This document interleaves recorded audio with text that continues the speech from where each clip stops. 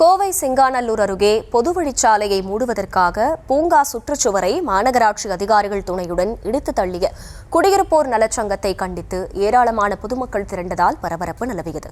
கூடுதல் விவரங்களை செய்தியாளர் அருண் வழங்க கேட்கலாம். அருண், வணக்கம். முழு விவரங்கள்.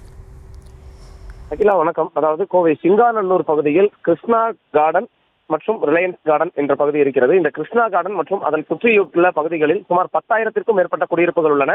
அந்த பகுதியில் இருக்கக்கூடிய பொதுமக்கள் தினசரி திருச்சி சாலையை அடைவதற்கு அந்த ரிலையன்ஸ் கார்டன் என்ற வழியை பயன்படுத்தி வருகிறார்கள். அந்த பகுதியில மாநகராட்சிக்கு சொந்தமான நிலம் இருக்கிறது. அந்த மாநகராட்சிக்கு சொந்தமான நிலத்தை தான் கடந்த 20 ஆண்டுகளுக்கு மேலாக அவர்கள் பொது வழி பாதையாக பயன்படுத்தி வருகிறார்கள். அந்த வழியாக பள்ளி கல்லூரிக்கு செல்வோர்கள், பொதுமக்கள் மற்றும் பல்வேறு தரப்பினரும் அந்த பகுதியை உபயோகித்து வரக்கூடிய நிலையில இந்த சாலையை அடைப்பதற்காக பல ஆண்டுகளாக இந்த ரிலையன்ஸ் கார்டன் பகுதியில் இருக்கக்கூடிய ஒரு 80 குடியிருப்புகளை சேர்ந்தவர்கள் முயற்சித்து வருகிறார்கள். இந்த நிலையில நேற்று நள்ளிரவு மாநகராட்சி அதிகாரிகள் துணையுடன் அங்கு இருக்கக்கூடிய பூங்கா சுற்றுச்சுவரை அவர்கள் எடுத்து தள்ளி இருக்கிறார்கள். அது மட்டுமன்றி அந்த சாலையை 2 புறமும் கேட் போட்டு மிகப்பெரிய ஒரு அளவில் ஒரு கேட்டை வைத்து அந்த சாலையை மூடி இருக்கிறார்கள். இந்த நிலையில இந்த 80 வீட்டுகளில் உள்ள அந்த குடியிருப்போர் நலச்சங்கத்தை சார்ந்தவர்களை கண்டித்து பொதுமக்கள் சுமார் 100க்கும் மேற்பட்டோர் இன்று காலை முதல் அந்த பூங்கா பகுதியில் முற்றுகையிட்டு போராட்டத்தில் ஈடுபட்டு வருகிறார்கள். குறிப்பாக அந்த இடித்து தள்ளிய சுற்றுச்சுவரை மீண்டும்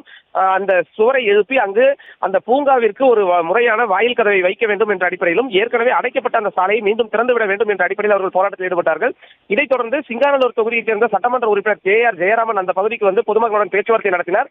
அப்போது பொதுமக்கள் கூறிய அந்த கருத்துக்கள் என்பது நியாயமாக இருப்பதன் அடிப்படையில் பொதுமக்களுடன் இணைந்து அவரும் போராட்டத்தில் ஈடுபட்டு மாநகராட்சி அதிகாரிகளுடன் பேச்சுவார்த்தை நடத்தியிருக்கிறார்.